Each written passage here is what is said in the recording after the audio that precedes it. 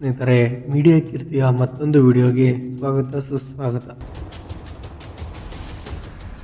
ಜನರು ತಮ್ಮ ಜೀವಿತಾವಧಿಯಲ್ಲಿ ಒಮ್ಮೆಯಾದರೂ ದರ್ಶನ ಮಾಡಬೇಕೆಂದು ಬಯಸುವ ಪವಿತ್ರ ಸ್ಥಳಗಳಲ್ಲಿ ಸವದತ್ತಿ ರೇಣುಕ ಯಲ್ಲಮ್ಮ ದೇವಿ ದೇವಾಲಯವು ಒಂದು. ಸ್ನೇಹಿತರೆ, ಸವದತ್ತಿಯ ರೇಣುಕ ಯಲ್ಲಮ್ಮ ದೇವಾಲಯದ ಕುರಿತು ನೀವು ತಿಳಿದುಕೊಳ್ಳಬೇಕಾದ ಪ್ರಮುಖ ಸಂಗತಿಗಳು ಹೀಗಿವೆ.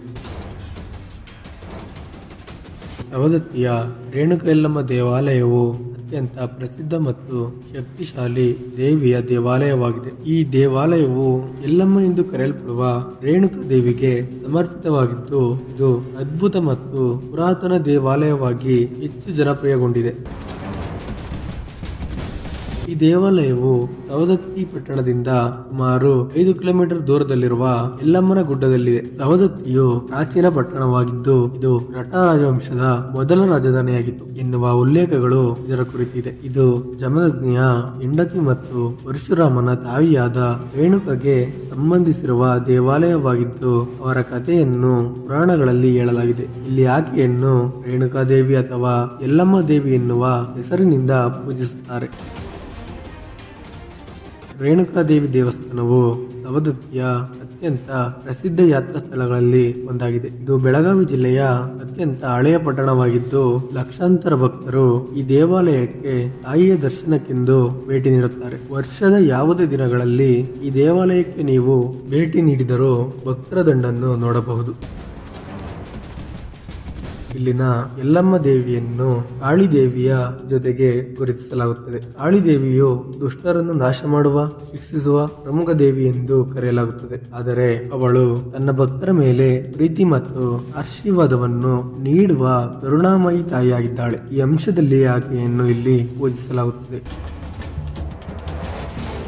ಇಲ್ಲಿನ ಸವದತ್ತಿ ರೇಣುಕ ಯಲ್ಲಮ್ಮನ ದೇವಾಲಯವು ಚಾಳುಕ್ಯ ಮತ್ತು ರಾಷ್ಟ್ರಕೂಟ ಶೈಲಿಯ ವಾಸ್ತುಶಿಲ್ಪದಲ್ಲಿ ನಿರ್ಮಿಸಲಾಗಿದೆ. ಸವದತ್ತಿ ಯಲ್ಲಮ್ಮ ದೇವಾಲಯದಲ್ಲಿನ ಕೆತ್ತನೆಗಳು ನೋಡಿದಾಗ ನಿಮಗೆ ಜೈನ ವಾಸ್ತುಶಿಲ್ಪವನ್ನು ನೋಡಿದ ಅನುಭವವಾಗುತ್ತದೆ.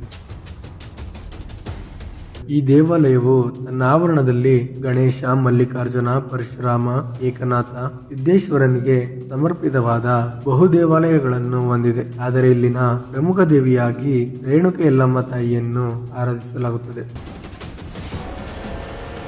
ಯಲ್ಲಮ್ಮ ಅಥವಾ ರೇಣುಕಾ ದೇವಿಯ ದೇವಾಲಯವು ತನ್ನ ಶಕ್ತಿಯಿಂದಾಗಿ ಭಕ್ತರಿಗೆ ಜನಪ್ರಿಯ ಯಾತ್ರಾ ಸ್ಥಳವಾಗಿದೆ. ಪ್ರತಿನಿತ್ಯ ಸಾವಿರಾರು ಯಾತ್ರಿಕರು ಬಹಳ ಭಕ್ತಿಯಿಂದ ದೇವಸ್ಥಾನಕ್ಕೆ ಭೇಟಿ ನೀಡುತ್ತಾರೆ ಮತ್ತು ಈ ದೇವಿಯ ಬಳಿ ಏನೇ ಬೇಡಿಕೊಂಡರೂ ಅದನ್ನು ನೆರವೇರಿಸುತ್ತಾಳೆ ಎನ್ನುವ ನಂಬಿಕೆ ಭಕ್ತರಲ್ಲಿದೆ.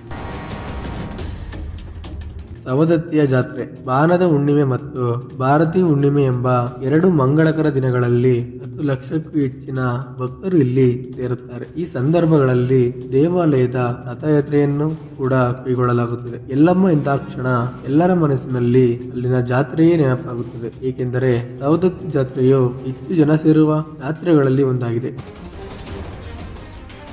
ಯಲ್ಲಮ್ಮನ ಜಾತ್ರೆಯು ಶಕ್ತಿಯ ರೂಪದಲ್ಲಿರುವ ಸ್ತ್ರೀ ಶಕ್ತಿಯ ಆಚರಣೆಯ ಬಗ್ಗೆ ಹೆಚ್ಚು ಮಹತ್ವವನ್ನು ನೀಡುತ್ತದೆ. ಈ ಜಾತ್ರೆಯ ಸಮಯದಲ್ಲಿ ದೇವಾಲಯದ ಗರ್ಭಗುಡಿಯಲ್ಲಿರುವ ಯಲ್ಲಮ್ಮ ದೇವಿಯ ವಿಗ್ರಹವನ್ನು ಮೆರವಣಿಗೆಗೆ ತೆಗೆದುಕೊಂಡು ಬರಲಾಗುತ್ತದೆ ಮತ್ತು ಅವಳನ್ನು ಶಕ್ತಿ ದೇವತೆ ಎಂದು ಪೂಜಿಸಲಾಗುತ್ತದೆ.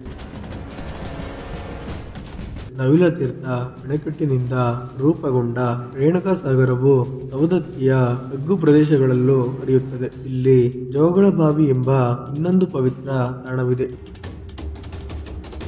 ಈ ಸ್ಥಳದಲ್ಲಿಯೂ ಒಂದು ದೇವಾಲಯವಿದ್ದು, ಯಾತ್ರಾರ್ಥಿಗಳು ಯಲ್ಲಮ್ಮ ಬೆಟ್ಟಕ್ಕೆ ಭೇಟಿ ನೀಡುವ ಮೊದಲು ಇಲ್ಲಿ ಪವಿತ್ರ ಸ್ನಾನ ಮಾಡಿ ನಂತರ ಯಲ್ಲಮ್ಮ ತಾಯಿಯ ದರ್ಶನಕ್ಕೆ ಹೋಗುತ್ತಾರೆ.